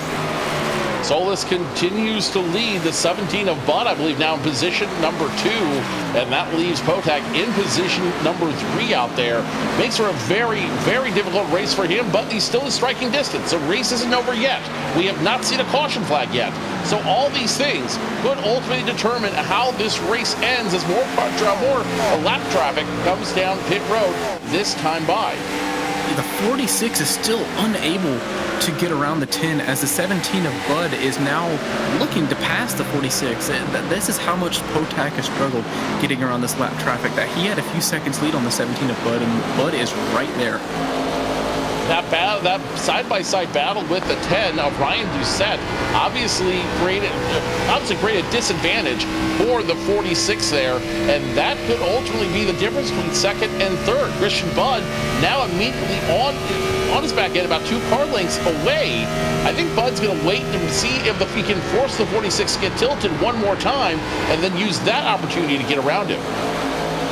If you're Bud, Doucette is your favorite driver now because they're just unrelentless. They will not let the 46 go by, and that has allowed you to get right up to the back bumper of the 46. And I can tell you who else is also a big fan of the 10 right now is the race leader of Solus, who has pulled out to a 4-second gap on the field. That lap traffic is the best thing that could happen to Jose Solus Jr. as a 29 GM Goodwrench machine continues to run strong around the track. Started in 9th, has worked his way up and used pit strategy to his advantage, and he could very easily walk, not run, walk away from this race. It also depends on what happens in front of him and if a caution flag comes out in the next 15 laps. If you're Solus right now, you just need to manage the race. You don't need to do much. You can just relax. You have 4 seconds to play with. Now is the time. Experienced drivers will start managing their gaps. They don't need to run up to a huge lead. They can just relax. Don't make any mistakes and just run the track. Don't focus on what anyone else is doing around them.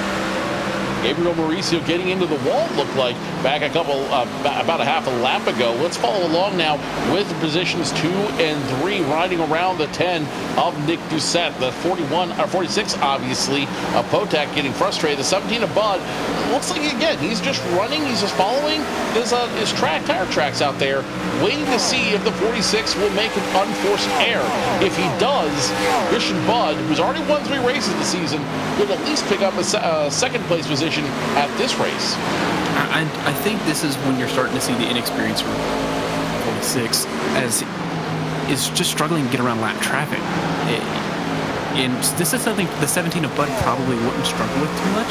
Even though Doucette is a very fast driver, the 17 will probably easily pass him, and just 46 can't do it. Let's follow along now with Philip Sipes. He's now in position number 11, riding behind his teammate McGee, and I believe that's the Bojangles driver as well. Yeah, we can't keep our eyes on that Bo box as he keeps getting our eye. Maybe we're biased because of our love of that great fast food place. I gotta admit that I'm really excited. There's one opening supposed to be opening just down the street from me, and I may gain some weight as a result of that. You must be lucky. I gotta work. I gotta drive like 30 minutes to get to the nearest one. But you know what, Joe? I make that trek over there. It is worth it for Bojangles to drive half an hour and burn 3 gallons of gas. The 46 of Potak continuing to run position number 2, but under fire even more now from the 17 of Christian Budd. Less than a car length now between those two cars. And at this point, with 12 laps left to go, I've got a feeling that Budd's not looking for the win. He's just looking for position number 2. And on the flip side, the 46 is very battling for the win to you're 4.5 seconds back in the lead. And unless something happens, you're more than likely not going to win this race. So now you're racing for second, and that's just a very heartbreaking thing to do. And you just don't have a lot of you've lost a lot of your momentum and confidence at this point. It's not a bad thing to be in that position, as it looks like the 46 may have made a little bit of contact. Sparks coming off it, and now the 17 with that wiggle is going to make his move around the 46. Big wiggle again for Potak. I think he's starting to lose it a little bit. 46 might have caught himself wearing his tires out so much trying to get around the 10 and do set, and you see him now. He's wiggly, very uncomfortable on that car. He's going to try for the crossover, but I don't think he's going to be able to get to the inside of the 17. Does not have the momentum. Wiggles once again on the short chute going into turn number 2. The battle is heating up for positions 2, 3, and 4. All of them now in line with one another. 2, 3, and 4 fighting for position. And this has allowed some more lap traffic to be in play. Does the 48 decide, hey, I want to make some more track position and get around somebody else? 48 of Sean Peleg now stalking the 46 of Jacob Potak. Potak might be a little bit tilted in that car. He's getting sideways more and more in the turns. He looks like he's fighting for his life out there. Gets sideways again, almost gets into the 48. 48 knows it's now or never. He's going to start making his run, and this could determine the race. 10 to go. I'm going to say that the 46 caught himself trying to track down the 29. He saw the race win and he wanted it, and he didn't stay true to his strategy, which is as he gets into the wall yet again, he didn't stay true to his strategy of being good on the long runs, and he really stretched himself on the short runs, and now you look at him in the long run and he just can't keep his car underneath. Jose Solis Jr. walking away with this race. Christian Budd in position number 2, and Sean Peleg now in third, getting around the 46 of Jacob Potak. Jose Solis Jr. no one anywhere near around him. All that battling caused Budd to fall 5 seconds behind. And if Budd cannot make up, a second in every 2 laps, then he's not going to have a chance to get a whiff of Solis Jr. for the win. And Solis has been putting down this lap traffic so easy. Better than it's kind of flipped. Usually as a leader, you encounter a lot of resistance trapping lap down cars. And he hasn't had that. He's put them down really easily. He's lapped them exactly where you want to. He hasn't put himself into the bad spots, but when he gets to 3rd, 4th, and 5th, he's really struggled to put away these lap cars. Definitely struggled to put away the lap cars. So Jose Solis Jr.'s entire plan to keep everyone out in front of him or behind him by short pitting has worked out very well, to the point where, again, he doesn't have to run very hard. He can conserve a little bit. He can relax on that drive and just enjoy the race from this point out. He doesn't need to do anything else. All he needs to do is finish 8 more laps, and he is your winner. Speaking of 8 more laps, he's on track to do better than his real-life counterpart of Kevin Harvick, who finished 8th in a 2004 race at Indianapolis, and his car's looking to finish first. This car could very easily finish first, as the time continues to be a factor, especially for the 17 of Christian Budd. Again, I think at this point, everyone who's not Jose Solis knows they don't really have a big chance of winning. They're just simply trying to manage their race and do the best they can with what they have, as we see that now between Budd and Peleg. Bud, got disposed of the second place car. I just don't think he doesn't have enough time to catch up to him.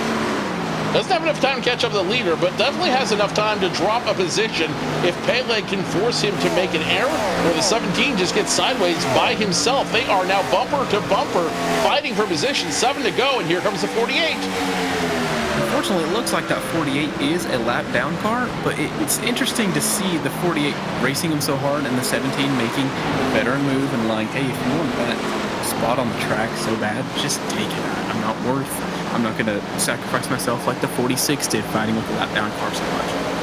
Well, the 48 was a contender at the beginning of this race. Not sure exactly how he came a lap down, but nonetheless, very interesting watching him fight as hard as he can. The 9 now, Brendan McGee, currently sitting 12th. This could end up being a very good run for him after starting towards the back of the field. As we talked about, with him being 10th in points, every point matters. And the 9 car has been waging war against the United States of Bojangles, and Bojangles is coming out on top right now, but still, for a driver fighting on points, 12th in a race like this, in an endurance race pretty much for this series, is a really good run. 6 laps to go at this juncture. Wherever you're at. The best you can do is whatever is in front of you. But again, a great run here by McGee. He's going to continue to hold steady in the points right now, and this will be a good points day for him. Even if he's fighting with a driver that's not necessarily running for points, being near the top 10, especially coming from the back of the field, is a great accomplishment. You have nothing to be ashamed of. On the back of his mind, you would rather be behind someone who's not racing for points than someone who is racing for points. The person in front of him isn't taking really anything away from him. It's actually helping him because he's in a spot that someone who is important to him isn't in. The 8 now still pacing his teammate, the 15 of Emily Howe. Front nose to tail, they continue to run on this track. They are currently running 5th and 6th on the field. So great day for the 2 DEI cars, as they will finish well inside the top 10 and continue their march towards the playoffs. And this is where the 15 starts to struggle in the run. So it's going to be interesting to see if she really tries to force the issue against her teammate, or if she just is happy where she is. Sometimes you just got to take it where you can get it and be glad for what you have. Gratitude, it's a mindset. Pass it on. Joe, these are race car drivers. There is no gratitude. They want every position possible. Every position possible as the 9 continues to pace that 98 machine, or that 94 machine. Brendan McGee now sitting in 12th. If he can get around him, that could potentially put him in position to get a top 10. But again, it's all up to whatever's around him and whatever drivers around him that make the mistake. Yeah, the 94, which is the amount of biscuits I'm going to eat from Bojangles, is really having a really great run. I don't think they need to push for the top 10. I think they just need to be complacent and not try to force the issue too hard and just defend their spot in 11th. Steve Brown will also have a decent day at the track. Certainly sitting 16th, starting 20th in the race, and maybe able to pick up one more if he can get around that 33, assuming the 33 is not a lap down car, not lap traffic. Yeah, another rookie having a really strong showing here at Indianapolis, and this isn't a place where we see the 15 and the 8 fighting once again for this top 5. Emily Howe wants it. The number 8 of Dylan Roberts doesn't want to give it to her. They're going to have a little bit of friendly competition now. But as you noted, drivers aren't content. They aren't grateful. This may not be as playful as we think. And if you're the 15 or the 8, you don't want to push this issue. You obviously but you don't want to make contact because that makes that Monday morning meeting really awkward. Well, it's not going to be that awkward at the meeting as the 8 gives way to the 15 that time by. So Emily Howe now looking to take the top 5 finish here at Indianapolis Motor Speedway. So starting with the pole, 5th is not where you want to be, but it's also a very respectable finish. That's a great day. You wanted to win. You had the expectations to win. That's still a fantastic day. For this field, this is a very difficult field, one of the hardest in all of iRacing.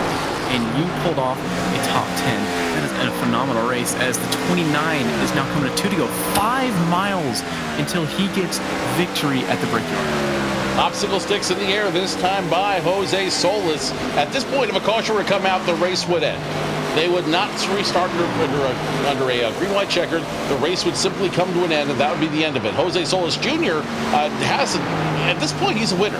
Unless he crashes himself, it's his race to lose. And you look at the amount of distance he's letting be between himself and the wall on corner exit. We see a lot of people really pushing it as hard as he can to get all the tenths you can. He doesn't need to do that. He's got like a car length between him and corner exit. He is taking it really easy. You see how stable his car is. It's just a nice Sunday drive for him. At this point, it is a very nice Sunday drive that's going to lead to another win of the season. I believe that's his second. This will be his second win once he crosses the start-finish line one more time. White flag in the air. Jose Solis Jr. touches the bricks. Now he's 2.5 miles away from kissing the bricks. Yeah, that 29 black and silver Goodwrench machine has ran a phenomenal race. He picked his way through the field. He never made any stupid decisions. Just an all-around great race for the Goodwrench machine. Great race indeed, as Potak now gives up one more position on the last lap. He's going to give that up to Nick Doucette.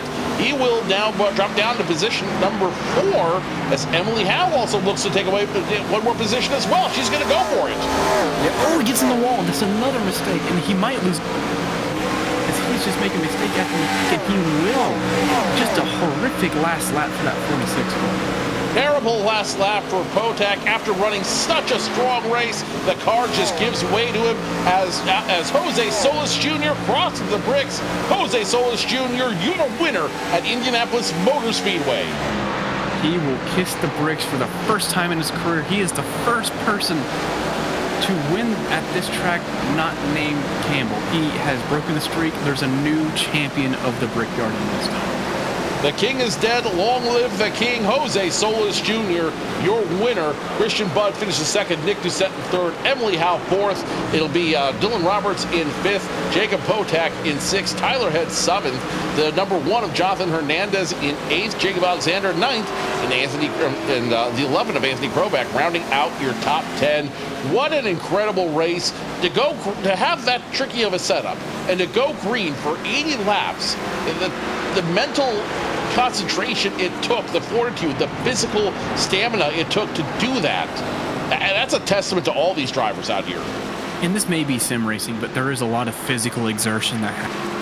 In 80 laps, no breaks in your concentration, nothing. You are laser focused. You can't make a mistake for 80 laps at one of the hardest tracks in America. Job well done to the field, and excellent job to that 29 of Solis. That 29 is definitely got something to celebrate tonight. Oh, as he draws into the 10 of Doucette. I can't say that's a victory celebration I would go for, but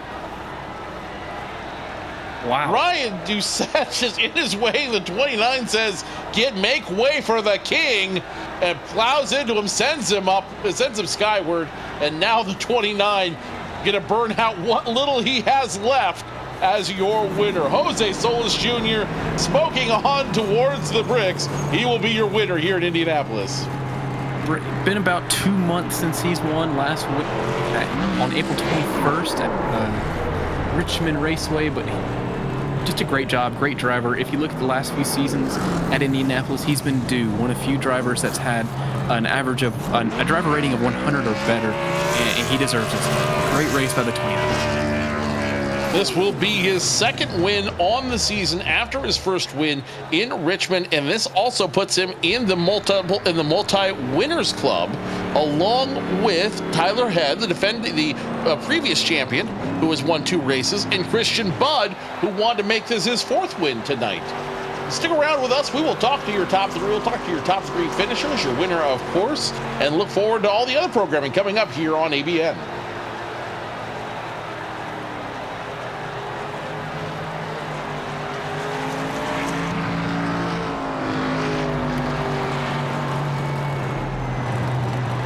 And while we wait to get to talk to your race winner, let's go ahead and start with our 3rd place finisher, Nick Doucette.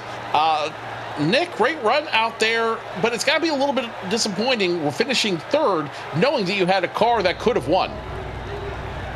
I'll take it, actually. I mean, sure, I didn't have the track position, kind of lost it there on that initial run, starting off the race. Had a huge battle there from what I can remember. That was, probably like, an hour ago. My brain doesn't go that far back.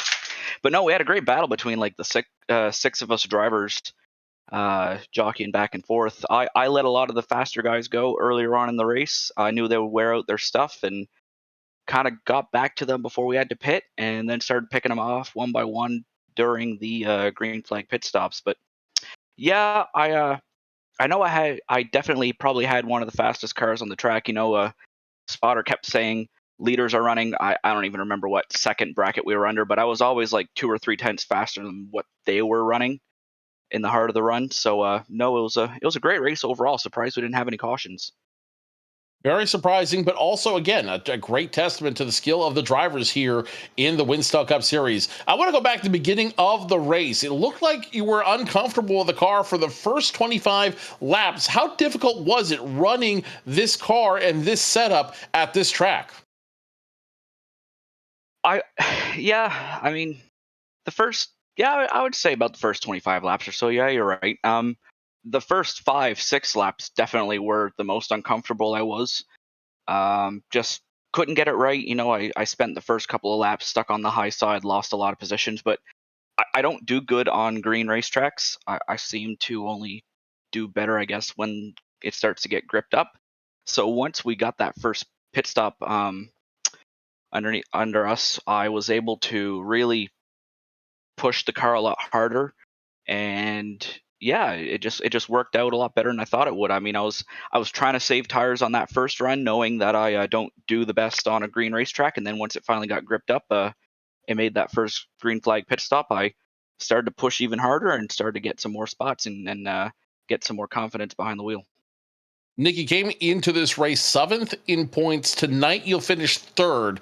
A great showing, all in all. Do you feel comfortable yet that you're in a good position to make the playoffs? Um, I don't know because we're back. I believe it's July 14th is when we're back, and I may or may not be racing that night. So it's still kind of unknown. So I'm trying to get as many points as I can right now to kind of soften the blow of maybe not making that race, which I could be mistaken. I think it's Watkins Glen we're going to next. Am I right? I believe you. I believe you are correct. I think so. I mean, it doesn't matter. It doesn't really matter anyways. I suck on road courses, but I no, it's if I can just keep getting good finishes even after Watkins Glen, if I don't make it, getting bonus points, trying to stay up front, get a couple more wins. If I can be greedy in doing so, I think I'll make the chase. I think I'll be able to do that. Well, who makes it work for you, Nick? Everyone at Winstel, gotta thank Emily for her awesome setups every single week. This was another great setup. Indianapolis is always a hard track. You're going from having to do 2 corners to essentially 4. So you're almost doing, if you want to, I don't know, I do stupid math, but you're almost doing 2 laps in 1, if that even makes sense in my mind. So you have to do 4 perfect corners instead of 2, and that makes it hard. But she made an awesome setup, and it made for a great race. So I got to kudos to her, everyone over at Winstel, all the admins, everyone that puts on a great league. Thanks to you guys for always putting on some great coverage. Hopefully you guys enjoyed the show, and give a shout out once again if he's watching to Ryan Kame. I have no idea if he's watching, but I'll give him a shout out. I'm sure he appreciates it. Nick's Doucette in the 24 DuPont Chevrolet finishes 3rd tonight in Indianapolis. Blake, you want to catch up with our 2nd place finisher? If you trust me to do that, this is Blake in the ABN booth. You got a copy? Sure, yes I do. Christian, you are now the only person in Winstel history to get a top 5 at Indianapolis in all 3 races. What clicks for you in this track? Well, actually, this is the first track I went to as a real NASCAR race, and with my dad back in 2004, and it was really awesome. I always fell in love with Indy. Really, we went back for the next 3 years, really, and always loved the track. Really would have liked to win. Just didn't have anything for Jose tonight. He was super fast. He jumped us with the strategy early, but even once we got on the same tires, he was just pulling us by tenths. So congratulations to him for winning. But second's good. Would have liked to have had one more though. Yeah, even though you couldn't pull away with the win here, you were fastest on 20 tires every run you were out there. What did you do to make sure your tires? Sounds like I oversaved, but I just I felt like I was trying to save the right rear a little bit. I was watching Jake, who was also really fast, and he was leaning on his right rear quite a bit. Probably could have done a little more of that, but just didn't feel like I was making speed that way. So, there was a couple things I was maybe doing wrong there. Could have adjusted to do a little better entering the corner, but the longer runs, really, I would have liked it to be a little hotter and slicker. Maybe we had a lot of grip tonight. Tend to do a little bit better when we're a little more grip limited, but I did the best I could with what we had. What more could you have done to win this race? Well, first thing I should have pitted a little earlier because I had probably a little bit of time there on Jose, and like I said early on, he pit early, and you give up so much time at the end of the run. I mean, we were seconds off, and the tire fall off was quite a lot, and so letting him get up there initially probably set me back a little bit, and then just need a little bit more pace, though. Like I said, even if we were on the same strategy, he was just getting me a little bit here and there, and it's hard to make that up. This track is a driver's track, and if a guy's got a little bit better line and able to get a little bit more through those corners, they could pull you pretty far. Well, Christian, a second place finish. Only Winstel driver with a top 5 in all 3 Indianapolis races. Who do you have to thank for that?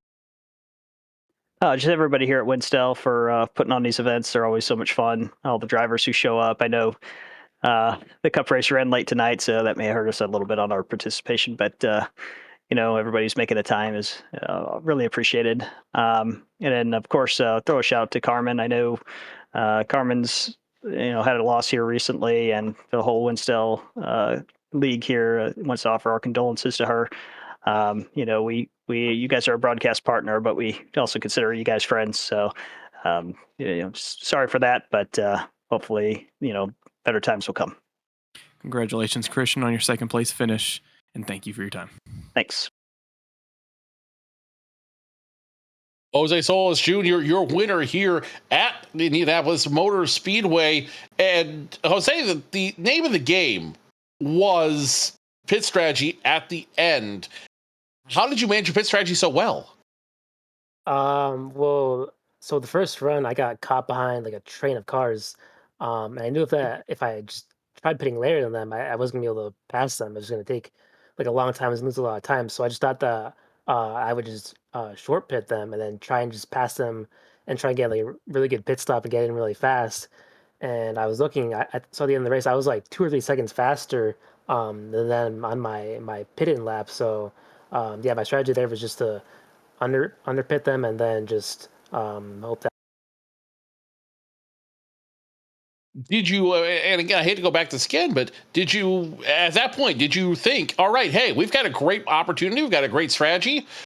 Did you think that short pitting would end up getting you such a big lead and ultimately the win? No, I didn't think that I would gain like that much of an advantage because I was like 7th or 8th before I pit. I ended up leading, and I only got passed at the end of the first or at the end of the second run. So yeah, I didn't expect to get that much of a lead. I knew I'd jump most of the guys from me, but not literally all of them. So great run overall. You win tonight. This is your second win on the season. You came in 5th in points. Is it too early for you and the 29 team to start thinking about the playoffs? Yeah, I don't know. I think I have some pretty good tracks coming up. So yeah, I don't think it's too early to start thinking about the playoffs because I'm pretty good at Watkins Glen and I don't remember what other tracks we have coming up, but I think one of them is New Hampshire. I'm pretty good at New Hampshire too. So yeah, I think I have some pretty good tracks coming up, so I think I'll be pretty good. 3 weeks time, we're going to see you back here at Watkins Glen. What are your thoughts? Yeah, I feel like out of like all the NASCAR road courses, I feel like Watkins Glen's one of my better ones. So I think I'll be pretty good there, like top 10 speed, probably not winning pace, but definitely like I'll be hanging around the top 10. Jose, who makes it work for you in the 29 team?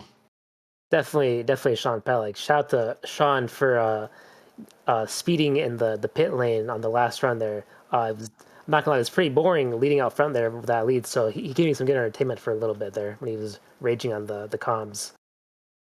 Jose Solis Jr., your winner here at Indianapolis Motor Speedway.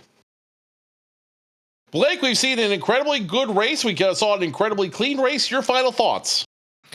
Joe, I can't believe we went caution. That shocked me. That bucked the trends, to say the least. Great race. Had a fantastic winner. I'm gonna give myself some props because I did shout out and Bud to start the race. I was ones to watch in the first and second. So maybe I do know a thing or two. You might have some broadcaster chops in you eventually if you decide to retire from racing. Well, I haven't choked quite as many races I'd like to away. So as soon as I can choke a few more, might come up here a little bit more often. And we'd love to see you off here, only if you bring Bojangles, though. That's the requirement. You have to bring Bojangles for the entire crew. Bojangles biscuits. I ain't doing that weird box that you do. Let's go through your final unofficial results here at Indianapolis Motor Speedway. Jose Solis Jr., your winner. Christian Budd finishes second. Nick Doucette in third. Emily Howe, for a pole sitter, comes back in position number 4. Dylan Roberts in 5th. Jacob Botak, leading much of this race, will end up in 6th. For last season's champion, Tyler Head in 7th. Jonathan Hernandez comes out in 8th. Parker Alexander 9th. And Anthony Kroback rounds out your top 10. William Bozevert, the Bojangles car, finishes 11th. Respectfully, Brillen McGee, Philip Snipes, stuck at 12 and 13 for the 2 Evernham cars. Evan Locke in 14th, Steve Brown 15th, Chris Chambeau, Alex Bates, Corey Cook, Brandon Cruz, and Matt Sisler round out your top 20. Gabriel Mauricio in P21, a Sean Peleg, not the race he wanted to have in fastest cars all day. Matt Taylor led a couple of laps in P23. The Thorn and the number 46 aside, Ryan Doucette finishes 24th. Ali Osman and Corey Steinhauser 25th and 26th. Ken Huff 27th. The 33 of Tyler Murray took a hard hit into the pit road wall, finishes 28th.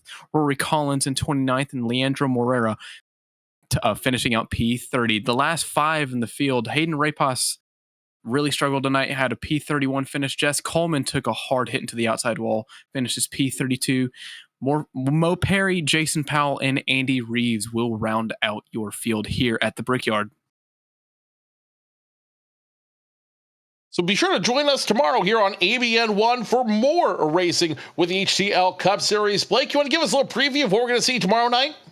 We're going to hope and pray we have a good race at Iowa. Car's loose, gonna have to it's gonna be a driver's race, so you can keep that car under. I'm gonna race a lot like these cars, so it's gonna be a lot of fun. Hopefully we don't see a lot of. And of course, you can catch all the action tomorrow night, 8 p.m. Eastern, 5 p.m. Pacific, right here on ABN1. That will conclude our coverage of the Winstel Cup here at Indianapolis Motor Speedway. On behalf of my broadcast partner, Blake Henderson, my name is Joe Cortez. Thank you so much for joining us. We'll see you tomorrow when we go racing from Iowa Speedway here on ABN1. Good night, everybody.